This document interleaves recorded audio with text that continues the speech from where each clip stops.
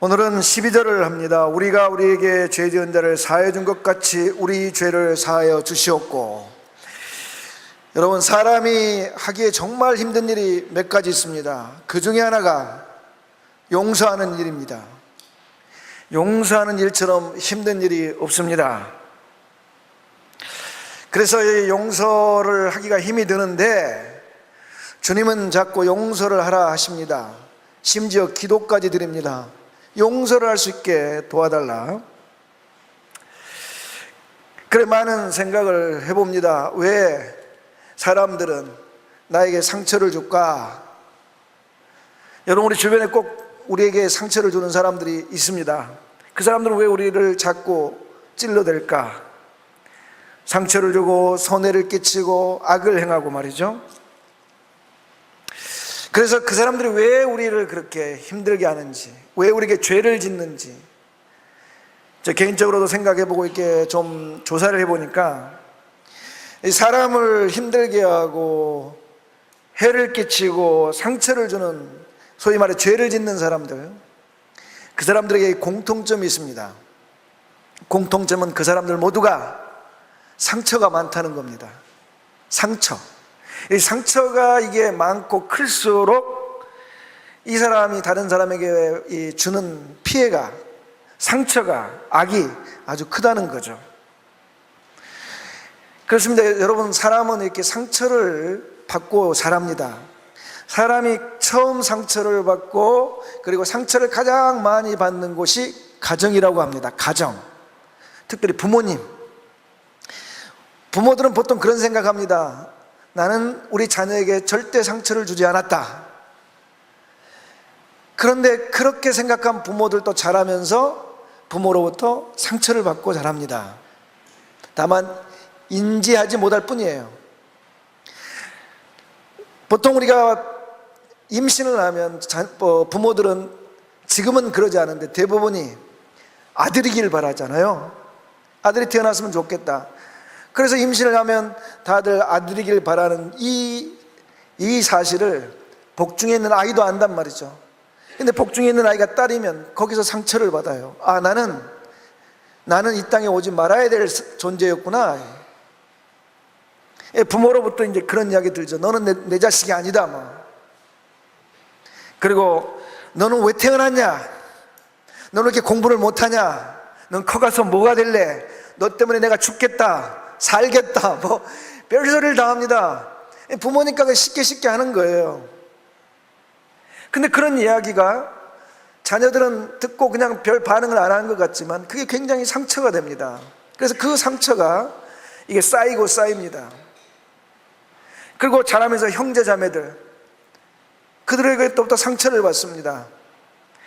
특별히 부모님들 보면 그 편애하잖아요. 이 똑똑하고 잘난 애는 자식처럼 정말 편애를 해주고, 이 못난 자식은 자식 취급을 안 하는 거예요. 근데 거기서 이제 또 큰 상처를 받는 거예요. 이렇게 가정은 상처, 이 사랑의 요람이기도 하지만 상처를 공급받는 장소예요, 이게. 그래서 이 상처가 크면 반드시 사람들에게 이 상처에 대한 이 분노를 표출합니다. 개인적으로도 이렇게 분노를 표출해서 피해를 입히고 악을 행하고 그러지만 사회적으로도 그래요. 이 대표적인 케이스가 역사적으로 보면 히틀러입니다. 여러분, 히틀러가 2차 세계대전의 주범이잖아요. 그리고 주변 많은 나라들을 힘들게 하고 수많은 사람들이 그로 인해서 생명을 잃었습니다. 온 세계가 폐허가 됐죠. 무엇보다도 그 히틀러가 유대인들을 학살했잖아요. 수백만 명을 학살했잖아요. 그럼 우리는 그런 생각을 하는 거예요. 히틀러가 왜 그랬나? 히틀러도 이런 주변 나라에 대한 이 분노의 표출, 폭력의 행사, 그리고 유대인들을 학살하는 이 모든 것이 심리학자들은 상처가 원인이라고 이야기합니다. 히틀러가 자랄 때 독일이 굉장히 가난했습니다. 경제적으로 너무 힘들었죠. 그 나라가 힘들고 가난한 이 이유가 뭐였냐면, 주 원인이 1차 세계대전으로 인해서 독일이 패전했고, 독일은 이 승전국들에게 보상금을 지불해야 됐습니다. 그로 인해서 독일이 경제적인 어려움을 겪었습니다. 독일 자체가 경제적인 어려움을 겪으니까 히틀러 집도 어려웠단 말이죠. 아버지도 일찍 세상을 떠났습니다. 엄마 혼자 자녀들을 길렀는데 이 당시 경제가 어려우니까 먹고 살 일이 별로 없어요. 그래서 엄마가 한 일이 뭐냐면 몸을 팔았어요. 집에서. 근데 엄마 단골 손님 중에 유대인이 있었어요. 여러분, 어린 자녀가 경제가 아무리 어렵고 엄마가 먹여 살리려고 하지만 엄마가 몸을 파는 이 일이 자녀가 이걸 집에서 보고 자랄 때 이게 어떻겠어요? 얼마나 큰 상처이겠어요. 근데 그 유대인이었단 말이죠. 그래서 이웃나라에 대한 이 복수심, 우리 독일이 못 사는 이유가 이웃나라야. 우리 집이 이렇게 된 거, 그 나라 때문이고, 또 엄마 이렇게 힘들게 한 거 유대인. 그래서 그러한 분노의 이 복수의 표출이 전쟁으로 이어지고, 그리고 유대인 학살로 이어집니다. 그래서 이 상처는 개개인 간에도 못할 짓들을 하지만 집단적인 죄도 서슴지 않고 짓게 됩니다. 그래서 성경에는 주님은 우리를 보고 용서해야 되는 그런 많은 이유들이 있지만 이 가해자들 그들이 얼마나 큰 상처를 받고 있는가, 그들의 상처가 얼마나 큰지를 보게 하는 거죠. 자, 성경에도 이제 그런 예가 있습니다. 성경에도 보면 이 상처 때문에 주변 사람들을 힘들게 하고 죄를 짓는 사람들이 있습니다.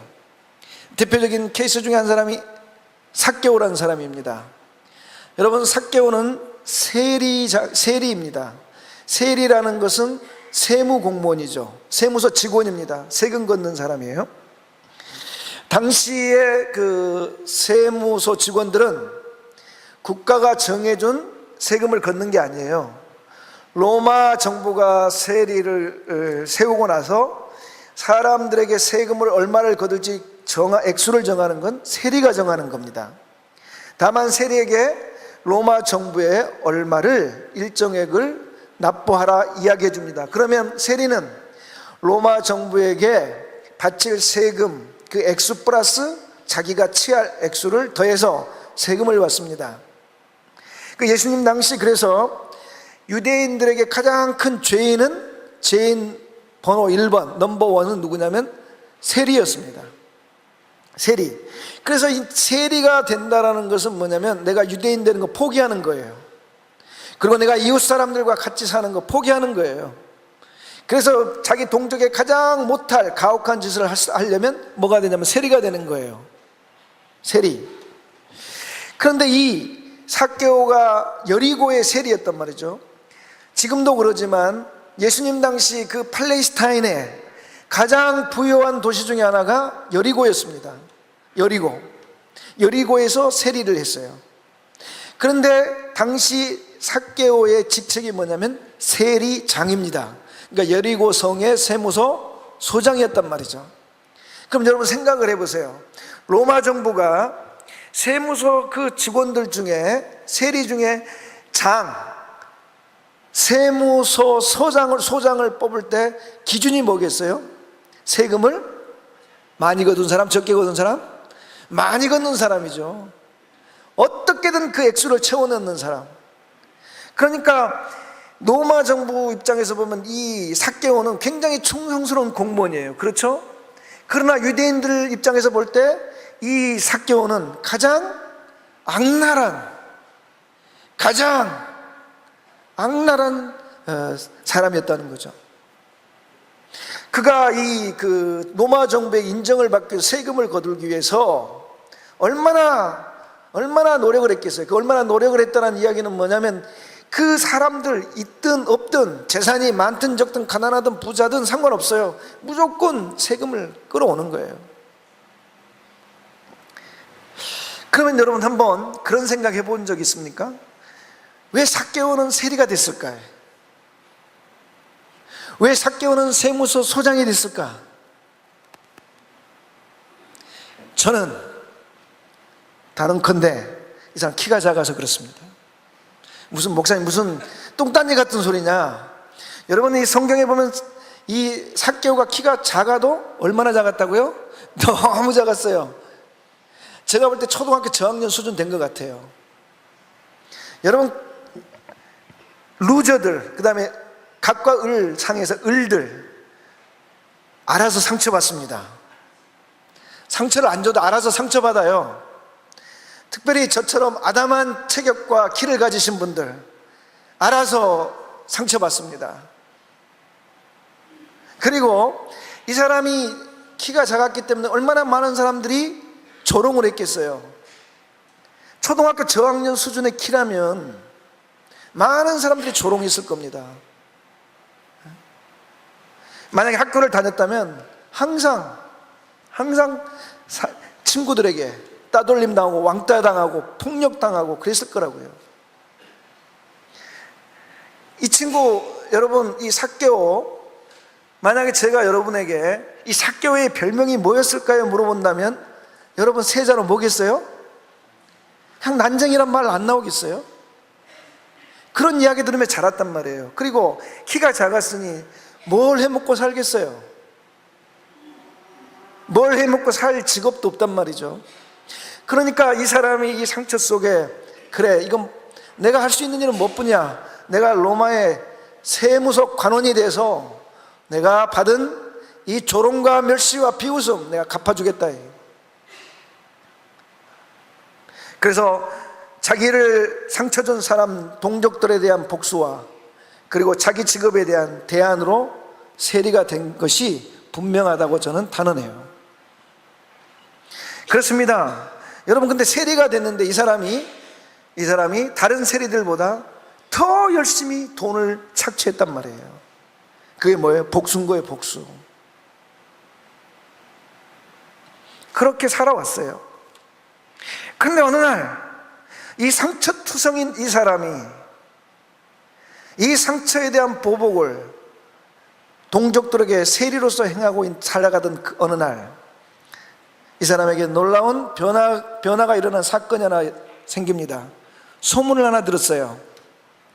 나사렛 예수, 하나님의 아들이라 하기도 하고 이스라엘이 기다리는, 유대인들이 기다리는 메시아라고 하는 그 예수님이 자기가 있는 성 여리고에 오셨다는 거예요. 궁금한 거라. 도대체 하나님의 아들이라니, 메시아라니 누구지? 보고 싶었습니다. 그래서 거리로 나갔는데 예수님을 볼 수가 없어요. 키가 작아도 너무 작아가지고 볼 수가 없는 거라. 그래서 이 사람이 예수님을 꼭 보고 싶어가지고 예수님이 지나갈 길을 먼저 가가지고 먼저 가서 나무 위에 딱 올라가서 예수님 기다리고 있습니다. 근데 이 사람이 나무에 기다리고 있는데 예수님이 나무 가까이 왔습니다. 그런데 걸음을 멈춰요. 사람들도 다 걸음을 멈춥니다. 그런데 예수님께서 나무 위를 쳐다보는 거예요. 사람들도 쳐다봐요. 거기 누가 있었어요? 삭개오가 있었단 말이에요. 그런데 이전에 예수님과 삭개오가 만난 일이 한 번도 없어요. 근데 예수님이 누구의 이름을 불러주죠? 삭개오야, 삭개오야. 삭개오는 그게 충격인 거라. 어느 동족 중에 그 누구도 자기를 상대해주지 않았는데 하나님의 아들이라 하기도 하고 메시아라고 하는 그분이 자기 이름을 불러주고 내려오라 그러는 거예요. 예수님이 삭개오에게 내가 오늘 밤 너희 집에 머물겠다. 그래서 삭개오가 예수님을 자기 집으로 초대했잖아요. 같이 식사할 즐거운 시간 보낼 때 사람들은 모두 다가 예수님을 비난했죠. 아니, 하나님의 아들 어떻게 저럴 수가 있냐고. 저게 누구야? 죄인이잖아. 죄인 1번, 영원한 지옥의 땔감. 그런 사람한테 가서 왜 밥을 먹고 왜 함께 지내냐고. 근데 여러분 보세요. 예수님이 그 집에 들어갔다, 삭개와 함께 밥을 먹는다. 이건 뭘 의미하는 거예요? 용서를 의미하는 거예요. 여러분, 우리가 복수를 할 때 가장 소극적인 방법이 아예 외면하는 겁니다. 외면. 그게 복수예요. 소극적인 복수.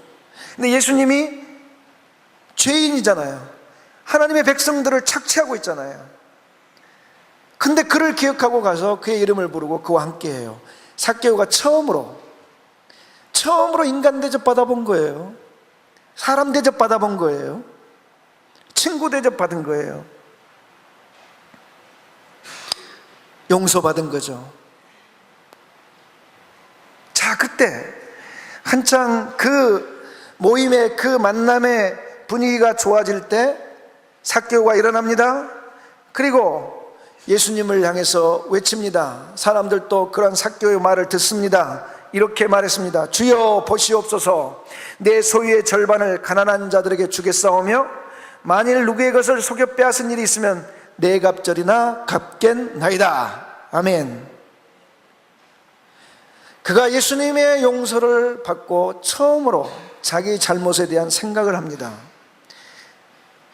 이전에는 한 번도 자기 잘못에 대해서 생각해 본 적이 없어요. 그러나 그가 용서를 받고 예수님과 함께 식사를 하면서 처음으로 나 때문에 내가 빼앗은 일도 있을 수 있었겠구나. 또 가난한 사람들의 고통을 생각해 보는 거예요.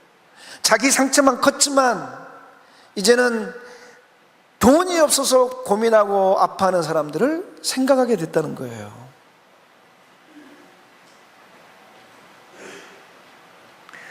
우리가 주목할 것은 예수님이 삭개오의 집에 들어가기 전에 삭개오가 예수님에게 한 일이 하나도 없다는 거예요. 예수님이 그 집에 들어갈 만한, 삭개오의 이름을 부르며 그 집에 들어갈 만한 일을 삭개오가 한 것이 하나도 없다는 거예요. 그러나 하나님께서, 예수님께서 그에게 그의 이름을 부르고 그의 집을 들어가서 그를 용서하십니다. 그렇습니다. 상처는 사람으로 하여금 죄를 짓게 하고 용서는 사람으로 하여금 회개케 합니다. 할렐루야. 여러분, 우리가 사람들을 용서해야 되는 이유가 또 하나 있습니다. 이 상처를 우리가 받기도 하지만 우리는 상처를 주는 가해자일 수가 있습니다. 여러분, 한번 그런 생각해 보셨습니까? 나 때문에 힘들고 어려워하고 잠 못 이루는 사람이 있다는 사실을 여러분 한 번이라도 생각해 본 적 있습니까? 우리는 대부분 내가 받은 상처를 생각하지만 나 때문에 눈물을 흘리고 고통당하는 것에 대해 생각해 보지는 않습니다. 그러나 사람들 중에 상처 없는 사람이 세상에 어디 있습니까? 여러분, 제가 한번 물어보겠습니다. 여러분, 상처 한 번도 자기는 받아본 적이 없다, 나는 상처가 없다, 그런 사람 있습니까? 모두가 상처를 받습니다. 우리는 상처가 있는 사람 존재이기 때문에, 우리 모든 사람은 상처를 받았기 때문에 우리 모든 사람은 또한 다른 사람에게 죄를 지을 수 있는, 다른 사람에게 상처를 주는 가해자일 수가 있는 것입니다. 옛날 러시아에 농노들의 친구라는 그 주교가 있었습니다. 그리스 종교, 즉 동방 종교의 주교죠. 그의 이름이 티흐리라는 사람입니다. 이 사람은 농노들의 이 인권과 농노들의 이 이익을 위해서 굉장히 노력했던 주교입니다. 어느 날 그 지방 제후를 찾아갔습니다. 그 제후에게 영지에 있는 농노들에 대한 처우를 개선해라, 그리고 너무 많은 소작료를 받지 말라, 농노들을 도와줘라라고, 그리고 그 농노들에게 자비를 베풀라고 이야기했습니다. 근데 이 대화 중에 티격태격했을 거 아니에요. 언성이 높아집니다. 그러더니 제후가 화가 났습니다. 그래서 그냥 그 주교 티홀의 얼굴을 손으로 그냥 후려쳐버렸습니다. 얼마나 아팠겠어요. 그 제후가 친 얼굴을 한 방 맞고 나서 티홀 주교가 그냥 자리에서 박차고 일어나서 가버립니다. 집을 가는데 갑자기 생각이 나는 거예요. 무슨 생각? 대화 중에 내가 제후를 화나게 했을 수 있겠구나. 내가 제후를 격노하게 했겠구나라는 생각이 들었어요. 그 생각을 누가 줬겠어요? 그 생각을 제후가 티올이 했단 말이에요. 내가 그 제후를 격노하게 했겠구나라고 생각한, 자기 잘못을 생각한 이 생각을 누가 줬겠어요? 성령이 주시는 거예요. 성령이 오시면 이렇게 생각나게 해요. 그래서 그 생각이 들자마자 걸음을 돌립니다. 유턴을 합니다. 그리고 제후에게 갑니다. 제후가 보니까 주교 티올이 또 찾아온 거예요. 이거 뭐 또 나하고 싸우려 왔나 생각하고 딱 마음의 준비를 하고 있는데, 주교가 그 발 앞에 무릎을 꿇습니다. 그리고 절을 하면서 용서해 달라고 그럽니다. 나의 말 속에 당신이 화를 냈다. 내 말이 격해서, 내 말이 정말 당신을 화나게 했다. 용서해 달라. 주교가 깜짝 놀란 거죠. 그래서 자기도 의자에서 내려와서 무릎을 꿇고 주교에게 자기가 얼굴을 때린 것을 사과를 합니다. 용서해 달라고, 서로 용서해 달라고. 그 후에 무슨 일이 일어났느냐, 그 제후가 자기 형제에 있는 농노들의 처우를 개선합니다. 소장료를 적게 받습니다. 제후 평생 그 농노들에게 관대하고 자비를 베풀었습니다. 사랑하는 성도 여러분, 우리는 피해자이고, 우리는 남들 때문에 고통을 당하고 눈물을 흘리지만, 우리 또한 자녀들에게, 형제들에게, 주변 사람들에게 죄를 짓는 가해자일 수가 있습니다. 그래서 우리가 용서를 해야 되는 것입니다. 왜? 나도 가해자일 수 있으니까. 저는 설교를 준비하다가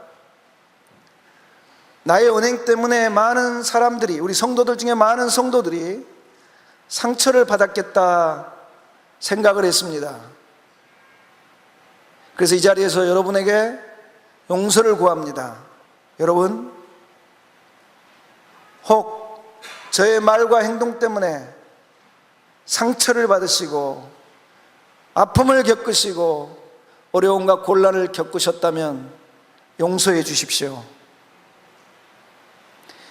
제가 일일이 찾아가 개인적으로 용서를 빌지 못한다 해도 이해하시고 이 자리에서 저를 용서해 주십시오. 진심입니다. 저는 설교를 준비하면서 하나님께 기도했습니다. 하나님, 분명히 저의 말과 행동 때문에 아픈 사람들이 있을 겁니다. 성령께서 저들의 마음 주장해 주시고 저들의 마음 만져주셔서 저를 용서하게 해 주십시오. 사랑하는 성도 여러분, 우리는 피해자이자 가해자입니다. 그래서 주님은 우리에게 죄 지은 자를 용서하라 하십니다. 용서의 은혜가 여러분에게 있기를 축복합니다. 우리가 용서를 해야 되는 이유는, 둘째 이유는, 또 다른 이유는 자신을 위해서 용서해야 됩니다. 오늘 본문 12절을 보면 하나님과 우리를 비교해 놓을 때 이 구조가 거꾸로 되어 있습니다. 무슨 말이냐? 보통 하나님께서 당신과 우리를 이야기할 때 이렇게 말합니다. 하나님 같이, 하나님이 어떻게 하는 것 같이, 내가 너 어떻게 하는 것 같이 너희도 어떻게 하라. 이게 일반적인 구조입니다. 그러면 오늘 12절은 이렇게 해야 됩니다. 이렇게 기도를 해야 됩니다. 하나님, 우리 죄를 하나님이 용서해 준 것 같이 우리도 우리에게 죄 지은 자를 용서하게 하여 주옵소서. 이렇게 돼야 돼요. 그렇죠? 그렇게 되는데 이게 역순으로 되어 있습니다. 우리가 우리에게 죄 지은 자를 용서해 준 것 같이, 내가 용서한 것 같이 하나님이 우리를 용서해 달라, 이렇게 이야기하고 있습니다. 이 굉장히 충격적인 역순입니다. 왜 충격적이냐? 그리고 왜 이렇게 역순으로 이렇게 해놨느냐? 우리 주기도문 마지막 마지막 6절부터 13절인데 14절 15절에서 예수님께서 주기도문의 결론을 이야기합니다. 주기도문의 결론이 뭐냐? 우리 14절 15절 다 함께 읽겠습니다. 시작. 너희가 사람의 잘못을 용서하면 너희 하늘 아버지께서도 너희 잘못을 용서하시려니와 너희가 사람의 잘못을 용서하지 아니하면 너희 아버지께서도 너희 잘못을 용서하지 아니하시리라. 아멘. 여러분, 우리가 용서해야만 하나님이 용서를 하신다고 합니다. 우리가 용서 안 하면 하나님도 용서 안 하신다고 합니다. 그러니까 이 이야기는 뭡니까? 우리가 주기도문을 만약에 하루에 10번 한다 그러면 하나님, 내가 만약에 내게 죄 지은 자를 용서 안 하면 내 죄도 용서하지 마옵소서 10번 기도하는 거예요. 얼마나 무서워요. 그렇죠? 우리가 용서하지 않으면서 주기도문을 외울 때는 하나님께 간청하는 거예요. 내가 용서하지 않으면 하나님도 나를 용서하지 말라. 주기도문을 하는 만큼 하는 겁니다.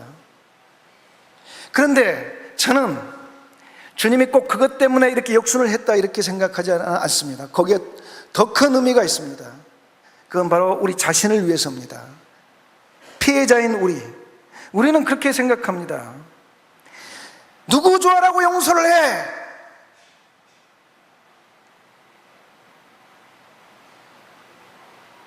여러분, 누구를 좋아라고 용서를 하냐고요? 주님은 피해자인 우리를 위해서 용서를 하십니다. 왜냐? 여러분, 사랑은 뿌리이고 용서는 열매입니다. 그리고 사랑은 심장입니다. 용서는 혈관이에요. 심장에는 피가 있습니다. 혈관이 막히면 피는 돌지 않습니다. 죽습니다. 혈관이 열려야 심장 안에 있는 피가 혈관을 따라 온몸 구석구석 공급됩니다. 건강해집니다. 여러분, 하나님의 심장이, 사랑이 우리 안에 심장으로 있습니다. 하나님의 사랑의 피가, 우리를 위해 흘리신 예수 그리스도의 사랑의 보혈이 하나님의 사랑으로 이 심장에 담겨 있습니다. 이제 우리 인생 구석구석에, 자녀에게, 가정에게, 그리고 우리 사업에, 우리 하는 모든 일 속에, 우리 건강에 하나님의 사랑이 흘러가려면 우리는 용서를 해야 합니다. 왜냐하면 하나님 사랑의 피가 용서를 타고 흐르기 때문입니다.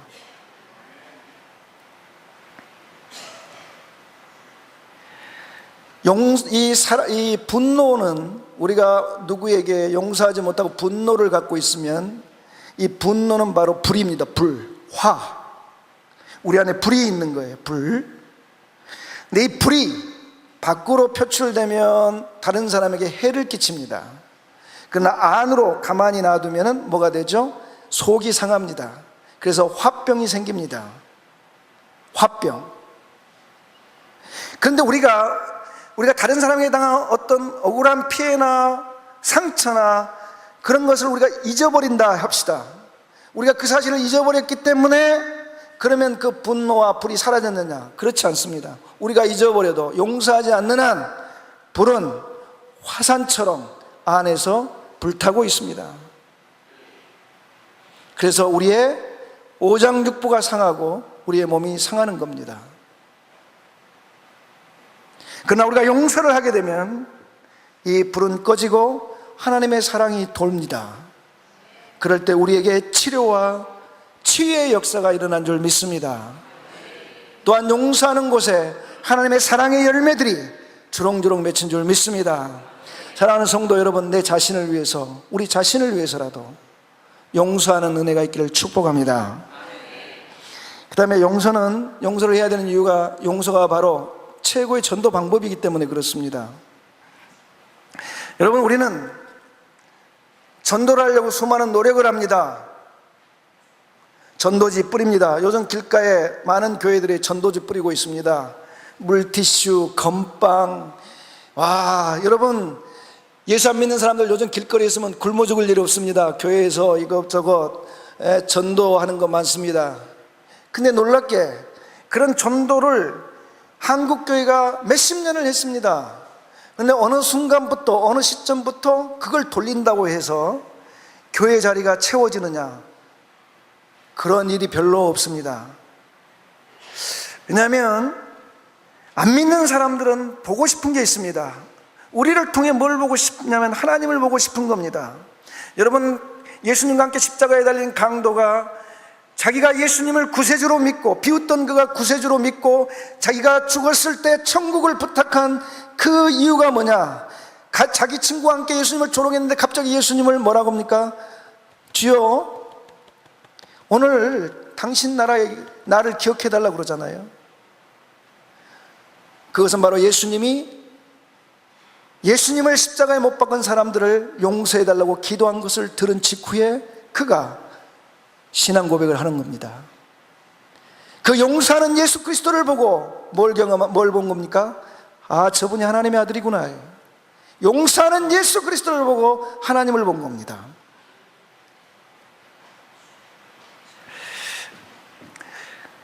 어떤 A라는 집사님이 있었습니다.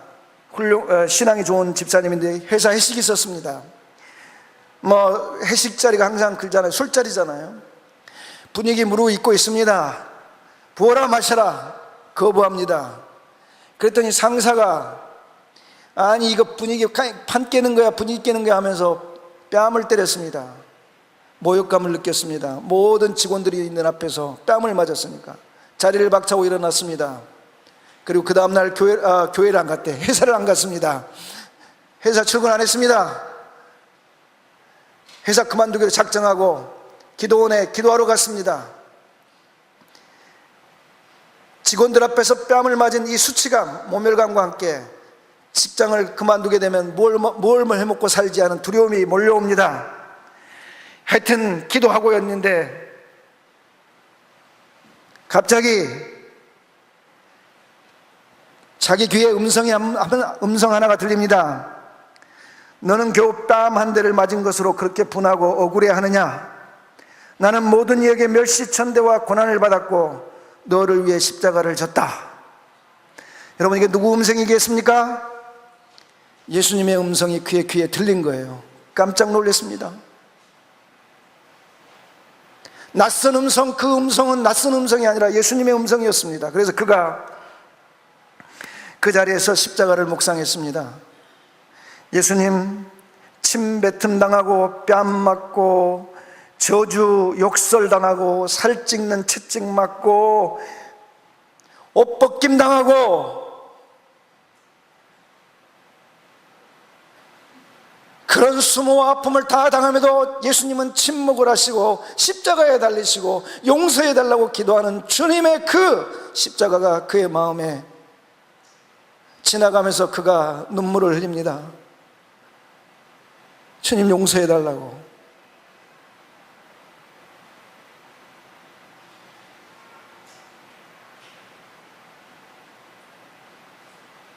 주님은 그의 죄를 위해서 십자가 지면서도 그에게 아무런 말씀도 하지 않는 그 사랑을 느끼면서 다음날 회사 출근했습니다.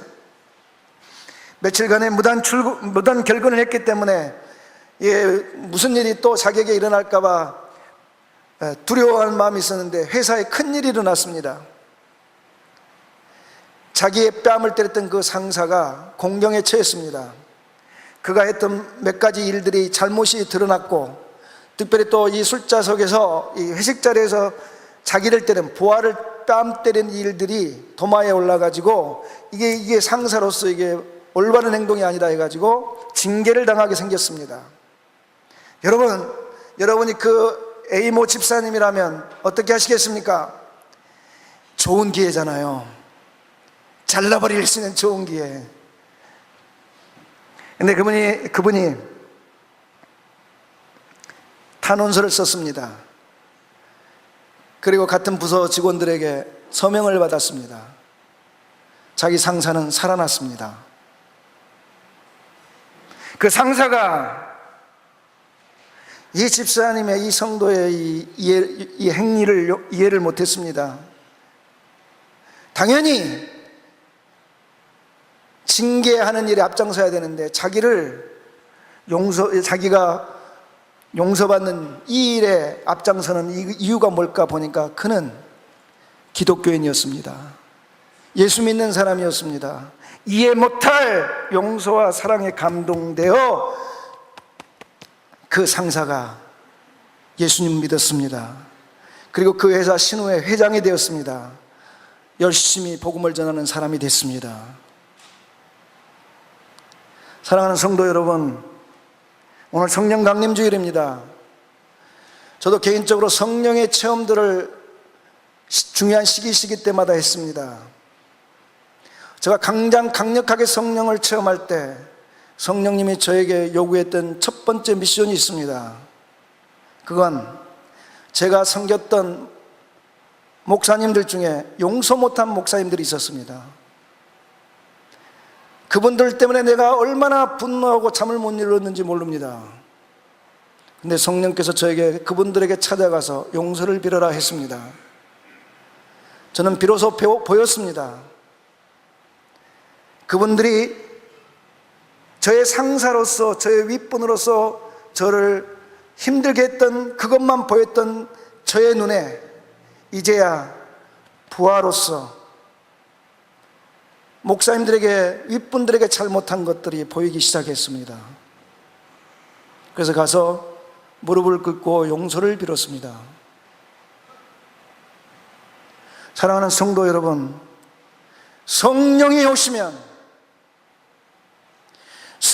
오시면 우리에게 값없이 용서받는 그 은혜를 우리에게 가르쳐 주실 뿐만 아니라 성령이 오시면 우리로 하여금 우리를 괴롭게 했던 우리에게 죄 지은 자들을 용서하게 하십니다. 오늘 성령 강림주일 성령이 여러분에게 충만히 임하여 주셔서 우리 모두가 용서하는 은혜가 있기를 예수의 이름으로 축복합니다.